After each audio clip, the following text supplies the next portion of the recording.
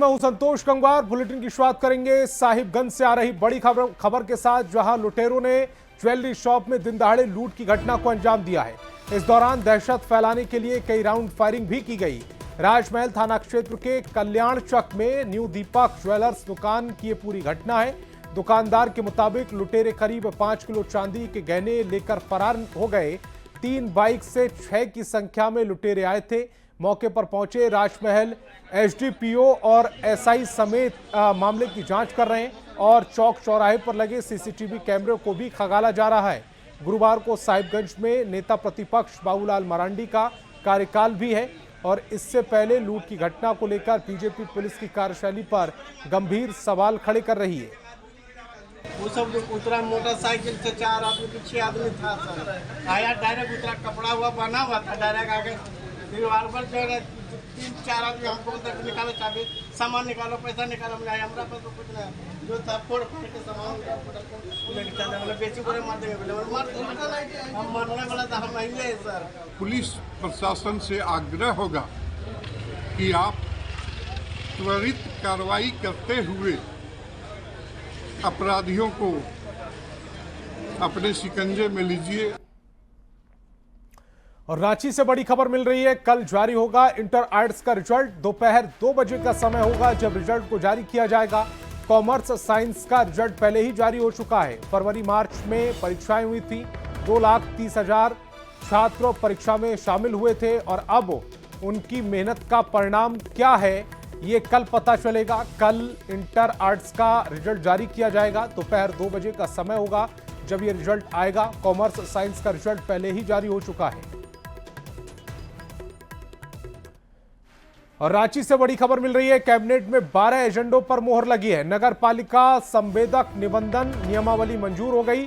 ठेकेदार का जीएसटी निबंधन जरूरी होगा। जेल में सृजित डॉक्टर के पद का मामला, स्वास्थ्य विभाग को ट्रांसफर पद होंगे। पाकुड़ बरहरवा रोड बंगला सीमा तक की जाएगी। तो बड़ी खबर, हेमंत कैबिनेट में 12 एजेंडों पर मोहर लगी है। नगर पालिका संवेदक निबंधन नियमावली मंजूर कर ली गई। ठेकेदार का जीएसटी निबंधन जरूरी कर दिया गया है। जेल में सृजित डॉक्टर के पद का मामला, स्वास्थ्य विभाग को ट्रांसफर होंगे पद। पाकुड़ बरहरवा रोड बंगला सीमा तक की जाएगी।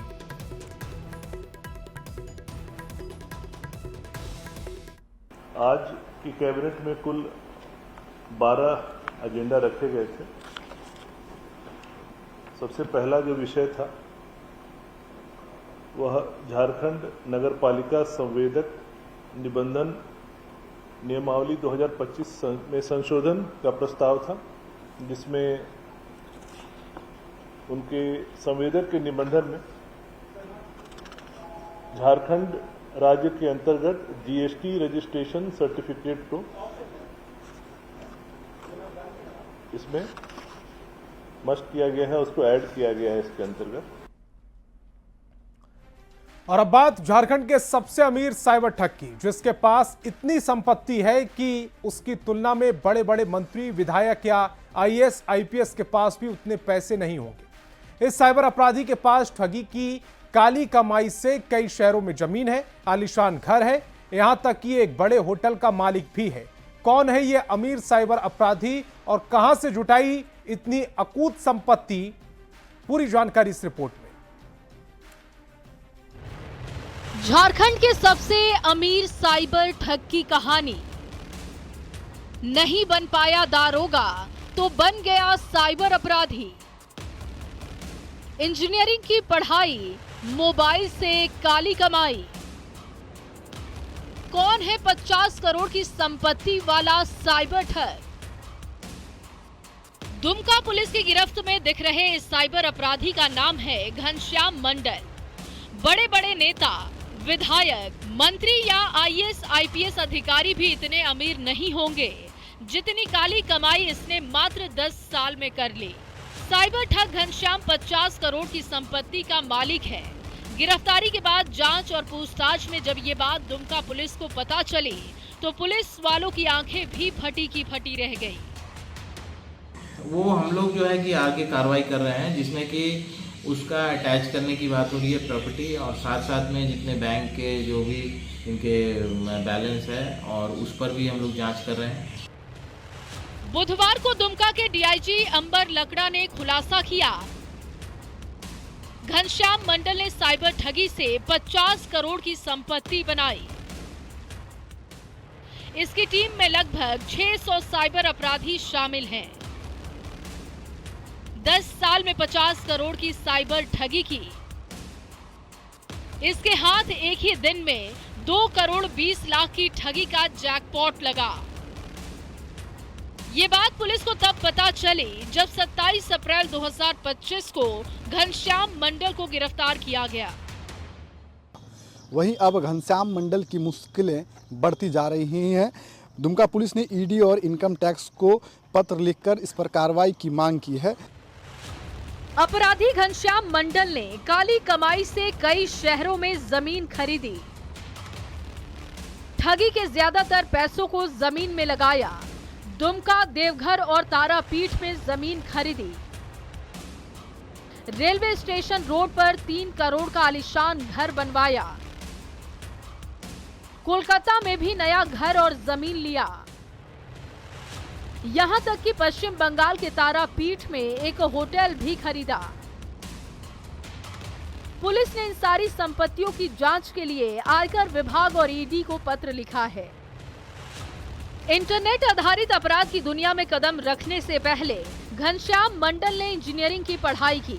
दारोगा बनने के लिए पुलिस की भर्ती में शामिल हुआ, पर जब दारोगा नहीं बन पाया तो साइबर अपराधी बन गया। पैसों का लालच देकर गरीब लड़कों को साइबर ठग बनाया। बिहार, बंगाल, दिल्ली और हरियाणा के लोगों को चूना लगाकर सबसे अमीर साइबर अपराधी बना। पुलिस की कार्रवाई जारी है। देखना होगा कि इसके नाम पर और कितनी संपत्ति का खुलासा होता है। दुमका संवाददाता नितेश कुमार के साथ ब्यूरो रिपोर्ट, न्यूज़ 18। अब बड़ी खबर कोडरमा से, जहां कूड़े के ढेर में सैकड़ों आधार कार्ड मिलने से लोगों में नाराजगी दिख रही है। सतगावा प्रखंड के बिस्नीडीही गांव का ये पूरा मामला है। लोग इसे डाकघर की बड़ी लापरवाही बता रहे। दरअसल इटाय निवासी उपेंद्र सिंह जब बिस्नीडीही जा रहे थे, उसी दौरान उन्होंने कूड़े में लिफाफे पड़े देखे। खोलकर देखा तो पाया उनमें आधार कार्ड हैं जो इटाय और राजाबार गांव के लोगों के हैं। लोगों का आरोप है कि वे आधार कार्ड के लिए 6 महीने से डाकघर के चक्कर लगा रहे हैं। लोगों ने दोषियों पर कार्रवाई की मांग भी की है। का प्रॉपर 119 पीस है और बाहर के भी था। और बाहर के भी था। अच्छा, और नाम एक दो सुनाइए तो इसमें केदार सिंह है और एक सूरज पर कुछ पापा का नाम है सूरजकांत सिंह है। और है तो हम एक नेहा के कुमारी है, हमारा बेटी का खुद है। और इसमें सारे हैं, लेकिन सारा है टाइम का 119 पीस है। सब मिला कहाँ आपको? हमको मिला कचड़ा पर बिस्नेडी में। अच्छा, ठीक। जानकी सिंह के घर का बगल में। रांची से बड़ी खबर मिल रही है। बकरीद को लेकर सुरक्षा कड़ी कर दी गई है। पुलिस मुख्यालय ने निर्देश जारी किए हैं। अवैध भूषण खानों पर विशेष निगरानी रहेगी, विशेष नजर रहेगी। पशु तस्करी, संवेदनशील जगहों पर नजर रहेगी। शरारती तत्वों पर निगरानी के निर्देश दिए गए। हिंसा झड़प वाले स्थान पर चौकसी बढ़ा दी गई है। बड़ी खबर, बकरीद को लेकर सुरक्षा कड़ी की गई है। पुलिस मुख्यालय ने निर्देश जारी किए। अवैध भूषण खानों पर विशेष नजर रहेगी। पशु तस्करी, संवेदनशील जगहों पर भी पुलिस तैनात रहेगी। और संवेदनशील माने जाने वाले हजारीबाग में बकरीद पर्व के दौरान सुरक्षा को लेकर कड़े इंतजाम किए गए। जिला प्रशासन की ओर से जिले के चौक चौराहों पर मॉक ड्रिल किया गया। इस दौरान फ्लैग मार्च के जरिए शरारती तत्वों को सख्त संदेश भी दिया गया है। हजारीबाग में पहली बार झंडा चौक पर पुलिस ने करीब 30 मिनट तक मॉक ड्रिल किया। इस दौरान वाटर कैनन, लाठीचार्ज, आंसू गैस के साथ तैयारी को परखा गया। डीसी और एसपी मौके पर मौजूद रहे और लोगों से सद्भाव के साथ पर्व त्योहार मनाने की अपील की। सभी लोगों को जो है बताना चाहेंगे, आप कॉन्फिडेंटली जो है आप कॉन्फिडेंट रहिए कि जिला प्रशासन जो है अपना काम कर रही है। एवं अनसोशल एलिमेंट जो है वो उनके लिए मैसेज है कि जिला प्रशासन और पुलिस प्रशासन जो है वो तैनात है वो अलर्ट है और किसी प्रकार की अनसोशल जो एक्टिविटी है उसको बर्दाश्त नहीं करेगी। जो पब्लिक है उनसे अपील भी किया है कि आपसी सद्भाव और प्रेम को बनाए रखें, शांति व्यवस्था बनाए रखें, अन्यथा जो भी असामाजिक तत्व हैं जो किसी तरह की परेशानी खड़ी करने की कोशिश करेंगे या सोचेंगे तो उनके लिए एक चेतावनी की तरह भी है कि उनके खिलाफ भी हम लोग कठोर कार्रवाई करें। और बकरीद को लेकर जिला प्रशासन तैयारियों में जुटा है। बोकारो डीसी और एसपी ने अधिकारियों के साथ बैठक की और तैयारी को दुरुस्त करने के निर्देश दिए। इस दौरान जिले के तमाम डीएसपी, इंस्पेक्टर, थाना प्रभारी, बीडीओ और सीओ मौजूद रहे। इस दौरान सभी लोगों को अपने अपने थाना क्षेत्र में संवेदनशील जगहों पर नजर रखने के निर्देश दिए। किसी भी तरह की अफवाह फैलाने वालों पर सख्त कार्रवाई के निर्देश दिए गए और शांतिपूर्ण तरीके से बकरीद मनाने की अपील की।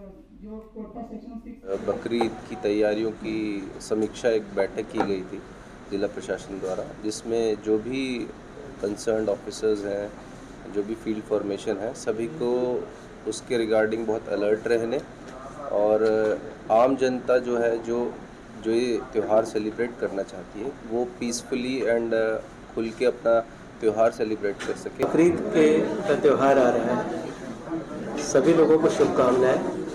बकरीद का त्यौहार पूरा जिला हर्षोल्लास से मनाएगा। बकरीद के त्यौहार में सभी लोग, चाहे वो जिनका बकरीद का त्यौहार है, जो लोग मनाते हैं, अल्पसंख्यक समुदाय के लोग वो रहेंगे और जो बहुसंख्यक समुदाय के लोग हैं वो भी सब मिलजुल कर इस त्यौहार को मनाएंगे। आपसी सौहार्द, सहृदय, सब मिलजुल कर बोकारो की गरिमा को, बोकारो के उत्साह को, बोकारो की स्वस्थ परंपरा को आगे बढ़ाएंगे। और रांची का सिरमटोली फ्लाईओवर लगभग बनकर तैयार हो चुका है। अब इस सिरमटोली फ्लाईओवर की खूबसूरती देखते ही बन रही है। चमचमाती लाइट से फ्लाईओवर को सजाया गया है। सिरमटोली फ्लाईओवर में लगाए गए लाइट्स हर सेकंड रंग बदल रहे हैं। कभी तिरंगे की रोशनी में नहाया हुआ पुल दिख रहा है तो कभी सतरंगी रंगों का पुल। इसकी खूबसूरती लोगों को अपनी ओर आकर्षित कर रही है। अधिक जानकारी दे रहे हैं संवाददाता गौरव झा। आज हम आपको राजधानी रांची के सबसे खूबसूरत पुल में से एक पुल यानी सिरमटोली पुल को दिखाने के लिए आए हैं। ये रंग बदलता हुआ पुल कौन सा है? आपके भी जहन में ये सवाल उठ रहे होंगे कि आखिर ये कौन सा पुल है जो हर मिनट अपना रंग बदल रहा है। ये रंग बदलता हुआ वही पुल है जिसने आज पूरे दिन झारखंड में बंदी का आह्वान किया था। ये वही पुल है जिस पर राजनीति भी झारखंड में खूब हो रही है। लेकिन रात के वक्त ये पुल कितना खूबसूरत लगता है और राजधानी रांची वासियों को कितना सुखद अनुभव होगा, उसकी ये तस्वीरें हम आपको दिखाने के लिए लाए हैं। करोड़ों की लागत से बनाए गए इस पुल में अब तक विवाद तो लाखों हो जाए, लेकिन इसकी खूबसूरती भी लाखों में एक है। इस पुल के निर्माण की बात करें तो 372 करोड़ की लागत से करीबन 2.34 किलोमीटर के दूरी का बनाया हुआ ये पुल बेहद ही खूबसूरत और बेहद ही अच्छा है वो आपको लगने वाला है। इस पुल की खासियत आज हमने आपको कलरफुल पुल इस वजह से कहा क्योंकि रांची में कोई भी पुल आपको ऐसा नहीं दिखेगा जो कभी तिरंगे रंग में दिखे तो कभी अलग अलग तरीके से अपने रंग को बदले। लेकिन सिरमटोली फ्लाईओवर यानी कि सिरमटोली का जो पुल बना है, यानी सिरमटोली से डोरंडा और सिरमटोली से मैकॉन तक पहुंचने वाली जो ये दूरी कम हुई है वो कुछ इस तरीके से खूबसूरत दिखती है। इस पुल के बारे में आपको बता दें कि पूर्व में अगर आपको डोरंडा या फिर मैकॉन से सिरमटोली को जाना था तो उसमें करीबन 15 से 20 मिनट का वक्त लगता था। लेकिन जब ये पुल बनकर तैयार हुआ है तो 15 से 20 मिनट की दूरी महज यहाँ 2 से 3 मिनटों में दूरी तय कर ली जाएगी। वन वे इस पुल की खूबसूरती देखते ही बन रही है क्योंकि अब कुछ ही वक्त बचा है जब इस पुल का जो उद्घाटन है वो भी हो जाएगा। इस पुल के बारे में बताया जा रहा है कि तमाम मानकों पर ये पुल जो है वो बेहतर साबित हुआ है। कुछ और वक्त का इंतजार जब इसका उद्घाटन हो जाएगा, लेकिन रात के वक्त जो इसकी खूबसूरती है ये लोगों को रास आ रही है। कैमरा पर्सन प्रभाकर के साथ गौरव झा, न्यूज़ 18 रांची। और हजारीबाग से बड़ी खबर मिल रही है। ट्रैक्टर अनियंत्रित होकर तालाब में पलट गया। चालक और मजदूर ट्रैक्टर के नीचे दबे। ग्रामीणों ने दोनों का रेस्क्यू किया। अस्पताल में इलाज जारी है। बड़ी खबर इस समय आपकी टेलीविजन स्क्रीन पर जो जानकारी मिल रही है उसके मुताबिक महाबर मोड़ स्थित क्रशर से गिट्टी लादकर चेचकपी की ओर ये जा रहा था। इसी दौरान भवनी पुल के पास ट्रैक्टर का संतुलन बिगड़ गया और वाहन तालाब में जा गिरा। घटना को लेकर ढांडा पंचायत की मुखिया सुनीता देवी ने कहा है कि पुल निर्माण के समय काफी अनियमितता बरती गई और तिरछा पुल होने की वजह से आए दिन सड़क हादसे होते रहते हैं। ये पूरा मामला इचाक प्रखंड के भवनी गांव का है। टेढ़ा कर दिया गया, जिसके कारण आए दिन घटता है, देखने को मिलता है। और मैं चाहता हूं कि इसमें जांच हो और दोनों साइड रेलिंग बने, क्योंकि एक तरफ तालाब है और एक तरफ आंगनवाड़ी है। ये बहुत ही वहाँ दिक्कत है और जनता को असुविधा होती है। और वो पुल जो है तिरछा बहुत टेढ़ा रहने के कारण से वहाँ पे एक्सीडेंट हो रही है और आए दिन एक्सीडेंट हो रही है जो पता नहीं चलता है। मगर अभी जो एक्सीडेंट हुई है ट्रैक्टर के जो पानी में गिर गया है, वो बहुत दिक्कत से ही दोनों जो भी ड्राइवर और खलासी थे वो निकल पाए हैं। उनको ग्रामीण जनता ने मिलकर उन्हें निकाला है। और अगली खबर दुमका से है, जहां वासुकीनाथ शिवगंगा सरोवर में एक शव तैरता हुआ मिला। सूचना के बाद जरमुंडी पुलिस मौके पर पहुंची और शव को शिवगंगा के पानी से बाहर निकाला। जानकारी के मुताबिक मृतक का नाम अभिषेक कुमार पांडे है, जो बिहार के भागलपुर का रहने वाला है। फिलहाल पुलिस ने शव को कब्जे में लेकर आगे की कार्रवाई शुरू कर दी है।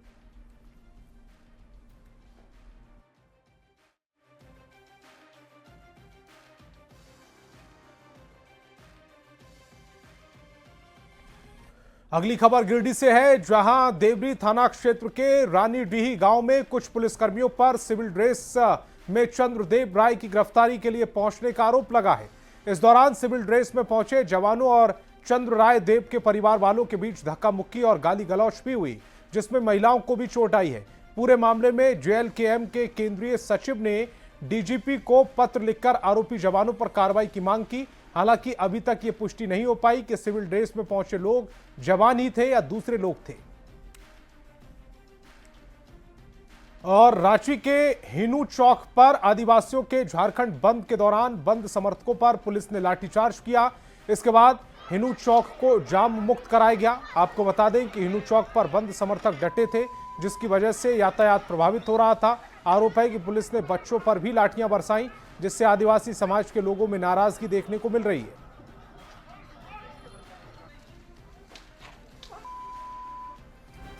वहीं इस मामले पर कृषि मंत्री शिल्पी नेहा तिर्की ने कहा है कि बंद शांतिपूर्वक रहा और प्रदर्शनकारियों की सभी मांगे मुख्यमंत्री के संज्ञान में है।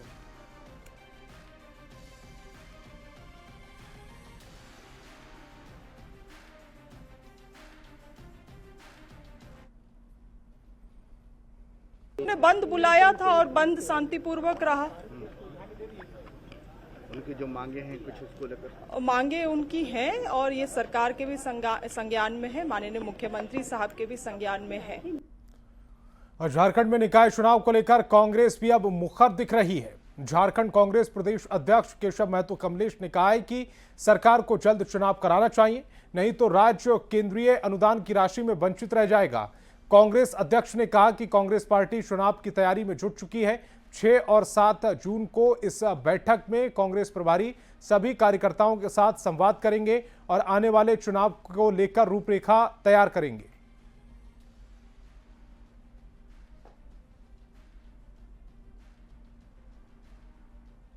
चुनाव नहीं कराते हैं तो हम लोग केंद्रीय अनुदान से वंचित हो जाएंगे, जिससे हमारी जनता को काफ़ी नुकसान होगा।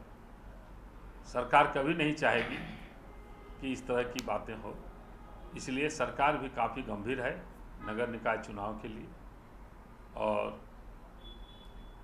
उसकी तैयारी भी की जा रही है। और वक्त है एक छोटे से ब्रेक का।